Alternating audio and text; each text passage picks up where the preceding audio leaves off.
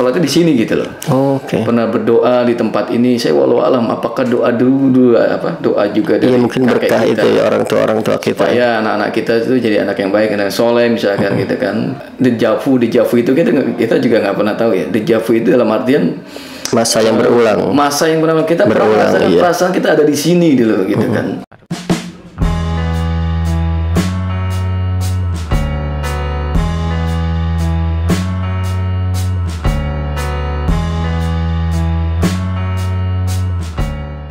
Assalamualaikum warahmatullahi wabarakatuh. Waalaikumsalam warahmatullahi wabarakatuh. Kembali lagi dalam Pojok Masjid Istiqlal TV.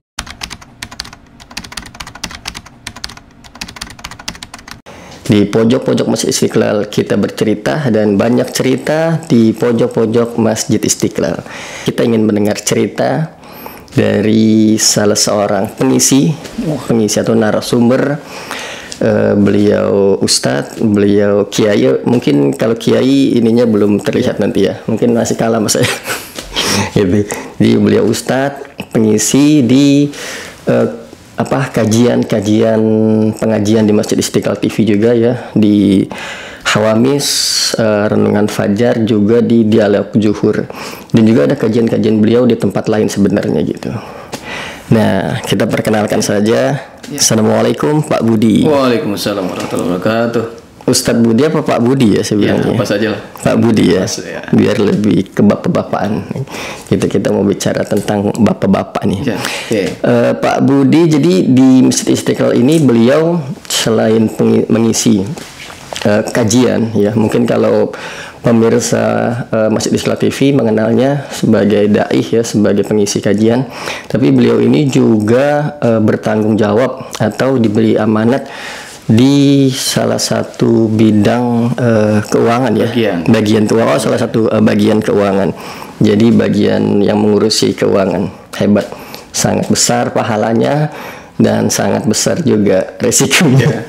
Gitu, masya Allah. Pak Budi, mungkin untuk awal nih kita mau tahu nih cerita Pak Budi, apa ya, masa kecil awal ketika mengenal agama gitu. Kapan sih Pak Budi nih mulai belajar awal Pak huruf hijaiyah, alif, ba, ta gitu ya. Apa mungkin bisa diceritakan Pak Budi? Baik, ya, makasih atas pertanyaan yang cukup bagus ya, pemirsa dimanapun Anda berada. Ya, ini kalau kita bercerita ke belakang, flashback ya, tentu setiap orang punya masa lalu dan masa kecil ya. Betul.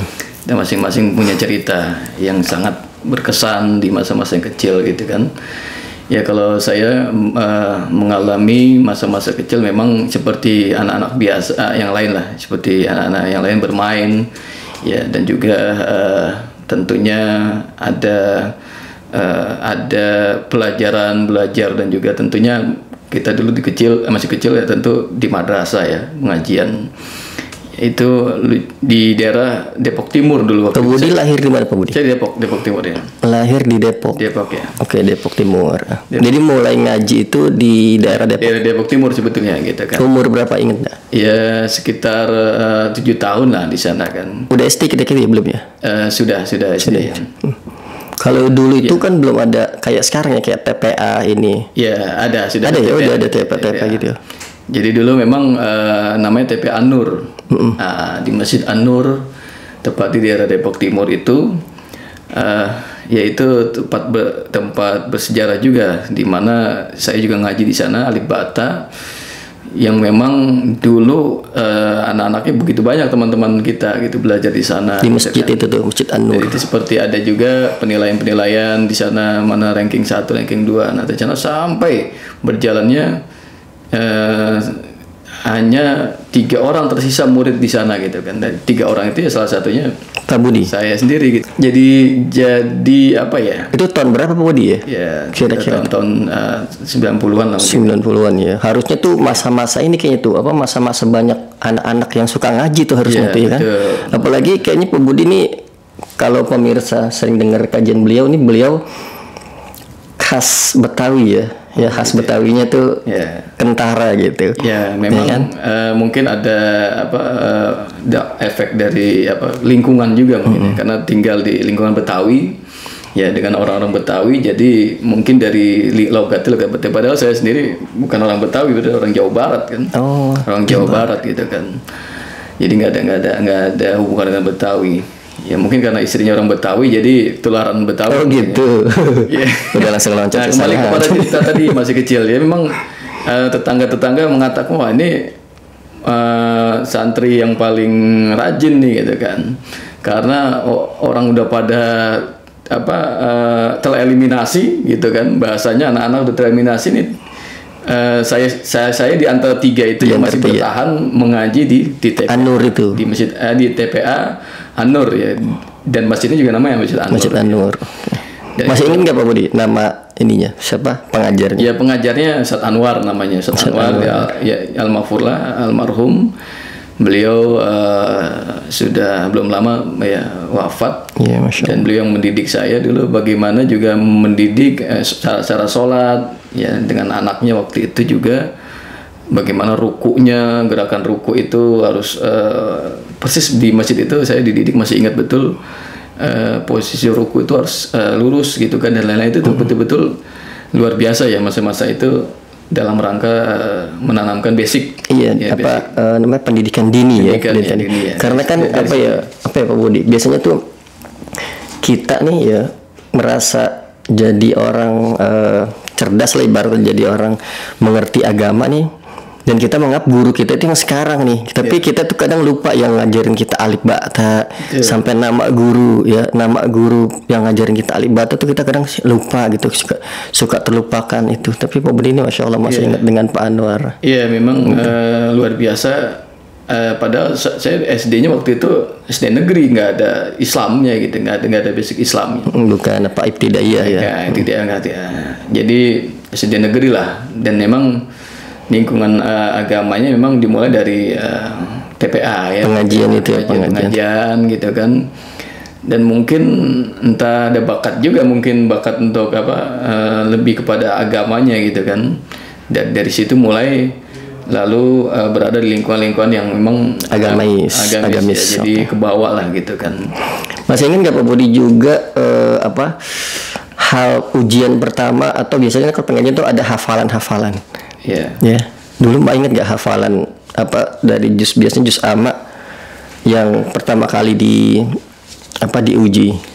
Iya, ada. Memang juz amma itu kan kita harus menghafal surat-surat yang pilihan gitu, surat pendek gitu kan. Itu juga kita pernah menghafal dari kecil itu ya.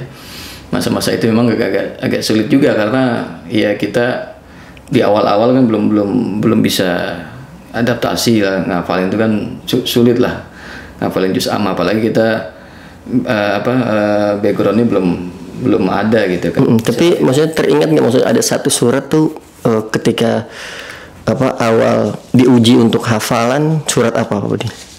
Iya dulu ya masih yang surat-surat pendek sih ya, masih seperti surat Al-Alaq gitu kan. Lalu surat Al-A'la udah panjang dong berarti. Panjang ya, udah panjang sudah.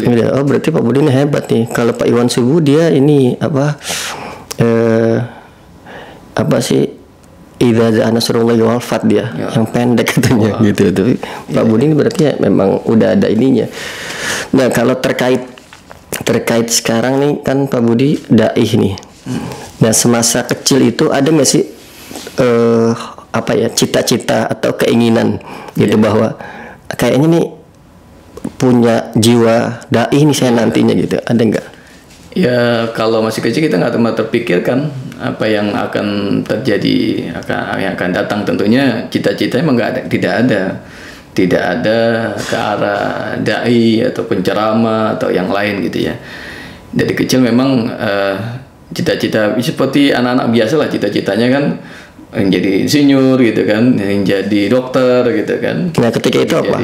Ya memang, biasanya itu ditanya sama sekolahan tuh ya? Ya biasanya kan? Dulu biasa sekolah SD itu. Sekolah SD dulu kita kan ditanyakan mau jadi apa gitu kan, cita-citanya gitu kan. Nah itu saat itu ya mungkin ya hal yang sederhana ya, anak-anak dulu kan ya kita paling standarnya insinyur atau guru gitu kan, jadi guru, polisi ya gitu, polisi gitu kan. belum mau jadi presiden ya, Ya, kayak gitu. enggak, belum ada.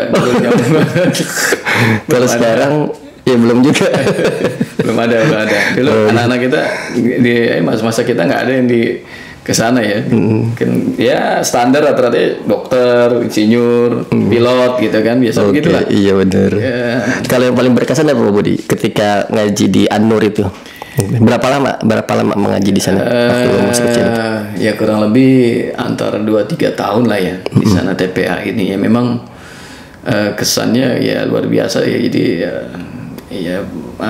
didikannya Dengan satu itu aja guru itu apa Pak Ustadz, guru-guru, Pak Ustadz apa Anwar itu ya dengan anaknya juga kan, dua orang itu kan, membantu. gitu kan. Ya banyak berkesan ya di sana juga karena pendidikannya juga memang luar biasa gitu kan, ada pembiasaan kita untuk ibadah, praktikum ibadah, dan juga Menjadi ini nggak Pak Budi salah satu santri yang pernah kena sabetan rotan? oh ya kalau masih SD enggak, tapi di pesantren pernah itu. Oh kalau pesantren, kalau di TPA nggak main tuh. Nggak pernah. Tapi kalau mengenang Pak Ustadz Anwarnya kan Al Maghfurlah, beliau menggunakan metode rotan enggak? Oh, maksudnya beliau mungkin nggak menggunakan nggak pernah menggunakan itu untuk memukul, tapi jadi terapi gitu ke kita kadang-kadang kan. Kalau dulu ada yang kayak gitu, si guru-guru biasa itu membawa untuk mengingatkan, tetapi itu nggak sampai kekerasan lah. Ada ya hal seperti itu pernah kita ngalamin gitu kan, cuma ya biasalah itu sebuah peringatan aja dari guru kepada anak-anak yang didikan tuh ya, kan, gitu didikan. Saya juga sering tuh gitu. Ngalamin begitu juga ya. Iya, sangat selalu gitu. Jadi normal lah masa hidup. Iya. Nggak disayang mulu gitu. Ya kita perlu dicambuk kadang-kadang. Perlu dikasih sentuhan-sentuhan begitulah. Sentuhan manis. Dia itu tuh kan. sentuhan manis tapi rasa Rasa coklat ya. Rasa sakit gitu. Tapi itu emang mendidik ya. Memang tuh didikan dulu ya. Iya. Gitu, mungkin kalau sekarang mungkin ada beberapa yang masih itu gitu dan masih bisa menerima gitu. Dan juga mungkin ada juga yang tidak menerima. Jadi ya kita nggak memperdebatkan itu. Pernah nggak sih ada kesan-kesan dari teman-teman pengajian saat itu gitu yang masih teringat sekarang nih tentang pengaji di dalam pengajian, atau mungkin kenakalan ketika sholat? Biasanya kan kalau kita kan kalau teman ngaji tuh kalau di masjid itu kan kayak suka ngiket sarung narik kaki lagi sholat, itu kayaknya tuh standar anak masjid tuh dulu masih kecil tuh, itu tuh bercandanya tuh. Ya memang ya kita kan nggak begitu banyak memori kita menyimpan masih saya kecil-kecil ya, anak kita nggak begitu banyak kita ingat ya. Jadi relatif saya mengalami ya memang ya dari kecil nggak terlalu banyak punya permasalahan ya, kenakalan gitu kan. Biasanya kadang-kadang mulus-mulus aja nih. Karena main-mainnya ya biasa lah, main-main zaman dulu kan, mainan anak-anak dulu kan, kayak sarung, mainan sabet-sabetan gitu kan. Kadang-kadang main ninja-ninjaan pakai sarung, ninja pakai sarung itu tarikan ya itu biasa dulu zaman dulu kita. Karena kalau anak dulu tuh dia mainnya di masjid ya. Ya. Gitu. Di masjid. Walaupun pengurus masjidnya kayaknya dulu juga galak ya. Ya kan? Kalau saya tuh ngerasakan kayaknya kalau di masjid saya tuh saya kan di mana Al-Atik saya Kampung Melayu itu. Ya kita tetap gitu, pengurus tuh suka ngomelin kita diusir gitu di ini. Ya tapi kita datang lagi gitu. Gitu bercanda lagi di ini, ntar kita diusir lagi gitu. Ya kan seperti itu ya kalau dulu gitu. Ya, kalau ini kan betul, sama lah. Pasti ya zaman dulu juga ngingetinnya begitu ya. Pakai cara-cara untuk mengingatkan anak-anak gitu. Bener, ngomelin kali kalau bahasanya, ngomelin ke anak-anak. Kadang cewek nyubit itu udah biasa. Gitu, yang penting jangan sampai dikubur hidup-hidup. Gitu. Oke, itu masa kecil beliau. Jadi memang terlihat ya dari tadi pengajian di TPA, dari banyaknya jamaah yang ikut pengajian, terus tereliminasi 3, dan beliau salah satunya yang masih bertahan untuk mengaji dan sekarang menjadi dasar untuk beliau mengajar, memberikan kajian kepada kita semua melalui Masjid Istiqlal TV di kajian-kajiannya. dulu. Jadi saya sama Pak Budi ini alhamdulillah gitu. Kita ini satu kampus ya. Jadi satu universitas ya. Jadi nggak usah disebutin kali universitasnya. Nanti kalian cari sendiri aja di mana. Jadi kita ini sebenarnya udah cukup kenal gitu. Bahkan kita ini satu tempat magang ya. Iya, betul. Jadi satu tempat magang Al Hidayah. Cibubur ya. Cibubur toko hotel legenda. Legenda itu. Jadi majalah dulu tuh apa Hidayah tuh tenar banget ya. Iya, betul, tenar banget itu. Majalah. Sampai di masuk TV. Masuk ke TV ya. TV. Ceritanya tuh ini. Kayak mungkin kalau cerita-cerita apa sih kayak misteri-misteri yang kalau dikubur susah keluar air itu dari majalah Hidayah tuh. Dari Hidayah itu. Nah, kita ada di situ. Berapa lama Pak Budi kita di situ ya? Kadang-kadang 3 bulan ya? 3 bulan. 3 bulan tuh. 3 bulan. Dan itu ke Cibubur saya ke rumahnya beliau pakai sepeda gitu kan. Sepedanya saya taruh di rumah beliau. Belum ada Grab. Baru Grab kita gitu. Pokoknya saya pakai sepeda sih mas, sepeda masya Allah pokoknya. Sepeda kan naruh di tempat beliau. Terus dari sana ke ini, terus dari depan Cibubur ke dalamnya itu jauh banget ya. Perjuangan itu tapi. Perjuangan gitu. Masya Allah. Masih lajang semua single ya. Kalau sekarang udah double, malah udah ada skornya gitu. Nah itu cerita segitu maksudnya biar pemirsa juga paham gitu bahwa jadi biar nggak maksudnya nanti terkesan saya nih kayaknya terlalu kurang ajar gitu sama beliau selaku guru gitu kan. Karena beliau ini guru-guru kalian ya, guru-guru kita semua gitu kan. Karena kan kajian-kajian beliau ini menjadi motivasi untuk kita menjadikan masukan pembelajaran gitu. Nah terus kita berlanjut ke ini nih Pak Budi, apa sih Pak Budi mengartikan orang tua Pak Budi? Ya memang orang tua itu memang tanpa orang tua kita ya tidak bisa juga seperti ini juga kan, tidak bisa seperti ini karena mereka yang mengarahkan kita, membimbing kita semua gitu kan. Dan ya nggak ada bedanya antara bapak dan ibu, semuanya adalah yang harus kita hormati gitu kan. Semua berperan akan masa depan kita gitu kan. Dan juga doa-doa orang tua itu yang luar biasa, kita harus pahami karena keramat dunia itu adalah di orang tua kita. Bisa jadi kita sekarang ini adalah doa dari orang tua kita yang tidak henti-hentinya sebenarnya. Kita nggak tahu dulu orang tua kita mendoakan kita seperti apa gitu. Nah, jadi memang saya juga cukup kenal sama orang tua beliau, terusnya umi beliau gitu kan, sering inilah gitu, masya Allah. Jarang ke rumah juga soalnya. Sekarang jarang ke rumah. Dunianya udah lain gitu, dunia lain juga lain juga, hantu berarti dong saya. Gitu, jadi ya begitulah, masya Allah.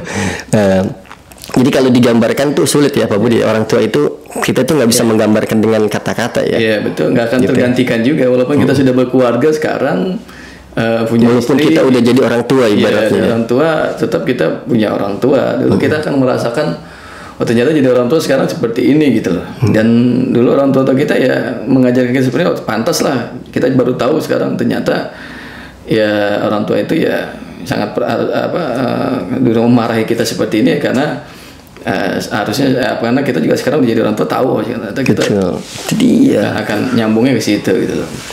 Jadi kadang gini Pak Budi, sependapat nggak sih Pak Budi kalau ada yang bilang katanya kalau anak kita nih bandel, kita punya anak nih, terus anak kita nih bandel nih. Nah itu karena kita dulunya tuh bandel gitu. Iya, karena ada memang menyatakan bahwa kita itu bagaimana kitanya dulu gitu loh.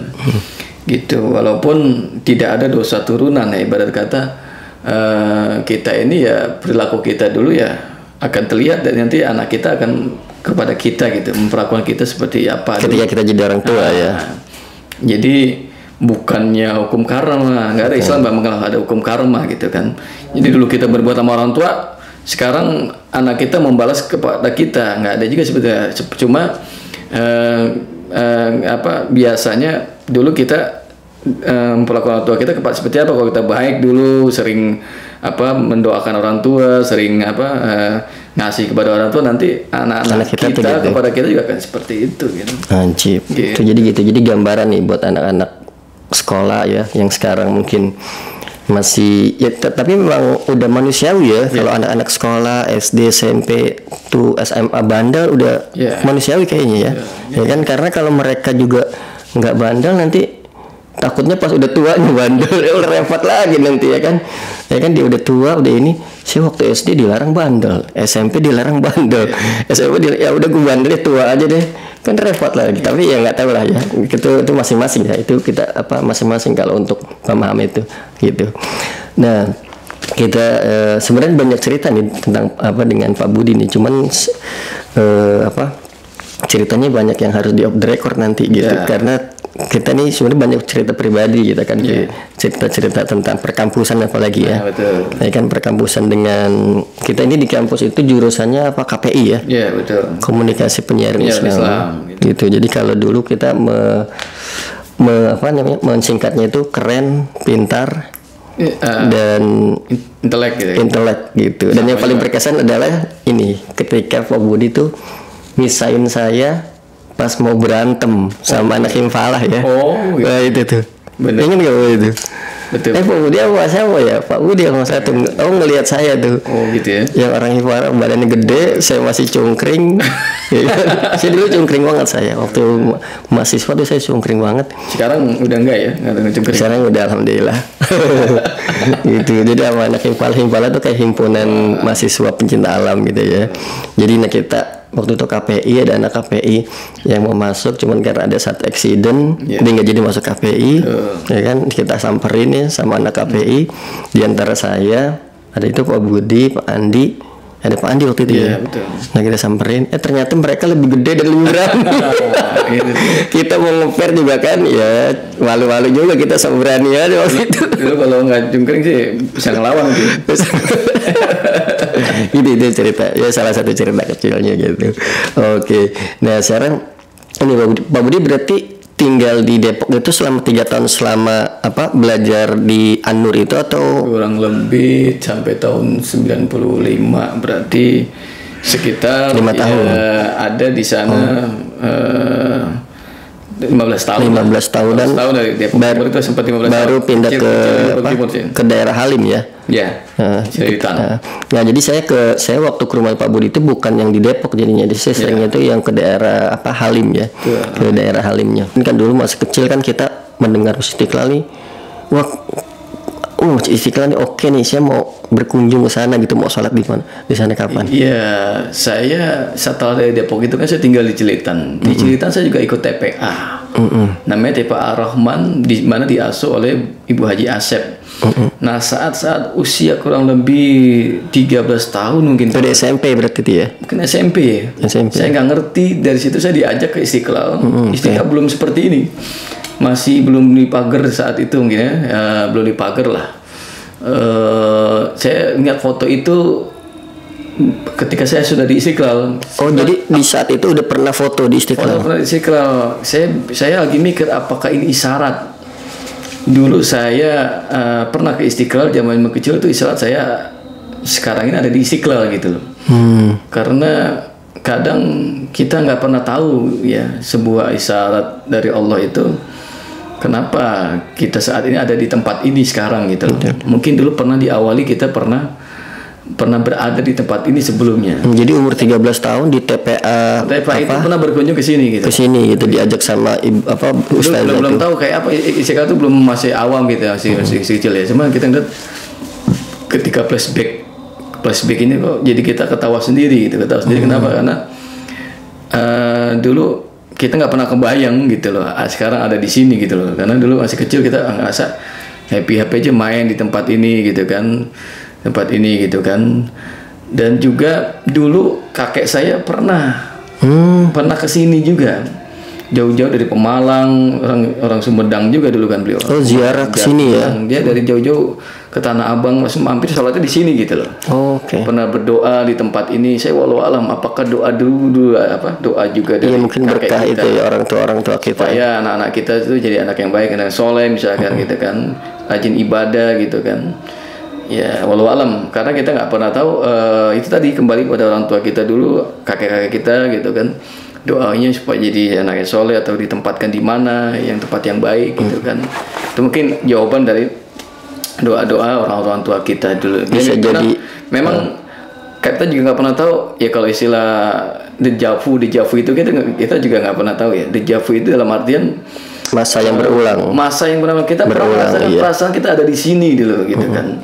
Mbak Budi ingat enggak tahun 2000 apa tadi, bukan 2000 ya, umur 13 tahun itu gitu, di posisi mana ketika itu? Iya, kita di Masjid Istiqlal sekarang nih. Iya, posisi kita taman aja ya. Taman di tempat depan Al-Fatah itu ya. Itu belum. Oh, yang berhadapan dengan gereja ya, berhadapan dengan gereja. Belum kayak begitu sekarang, belum seperti sekarang. Itu masih bisa duduk di situ gitu kan. Tapi tapi tetap Masjid Istiqlal namanya. Iya, walaupun memang kan kadang kan setiap bangunan tuh kadang berubah ini, tapi dia memang bentuk asli ininya dia tidak berubah ya. Mungkin dulu masih manajemen awal kali ya. Tahun 80-an, tahun 90-an itu kan tahun masih awal. Jadi umur 13 tahun, terus sekarang masuk Istiqlal 2008, 2006 ya, 2006. Jadi cukup lama. Jadi kita nggak ngebayangkan ada sekarang ada tempat ini gitu loh. Masya Allah ya. Gitu. Nah sekarang Pak Budi bisa menggambarkan kalimat Istiqlal gitu ya. Apa sih Pak Budi bisa menggambarkan kalimat Istiqlal? Apa sih Istiqlal itu? Iya, Istiqlal itu tempat ya kita tentu beribadah. Terus Istiqlal itu kan identik dengan kemerdekaan, kebersamaan, dan juga artinya toleransi di antara kita gitu kan. Istiqlal itu semua warna ada di sini gitu loh. Oke, semua warna ada di sini. Istiqlal itu kan karena ya Istiqlal ini dibangun oleh ya orang yang punya visi ke depan bahwa Istiqlal ini harus menampung semua golongan, semua warna, ormas, segala apapun gitu. Betul. Dan yang lebih ikonik adalah Istiqlal ini kita bersebelahan, bertetanggaan ya. Bertetanggaan. Itu bertetangga dengan gereja katedral, itu ikonik banget tuh. Ya, itu hebat banget tuh. Ya, seperti itu gitu kan. Dan Indonesia harusnya seperti itu. Warga Indonesia harus seperti itu ya. Jadi jangan pada ribut di grup. Iya, memang kan Nabi kan dulu berdampingan dengan Yahudi, berdampingan dengan Nasoro gitu kan. Dan ini Istiqlal ini menggambarkan seperti itu, bahwa Istiqlal itu berdampingan dengan katedral, Immanuel, Pasar Baru ada kelenteng-kelenteng misalkan, dan semuanya ada di sini.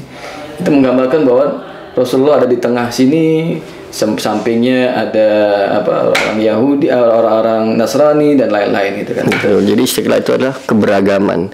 Dan lambang itu simbol kita bahwa keberagaman. Seperti halnya Rasulullah hidup di zaman beliau juga berdampingan dengan orang-orang di luar Islam gitu kan. Seperti itu aja gitu. Oke.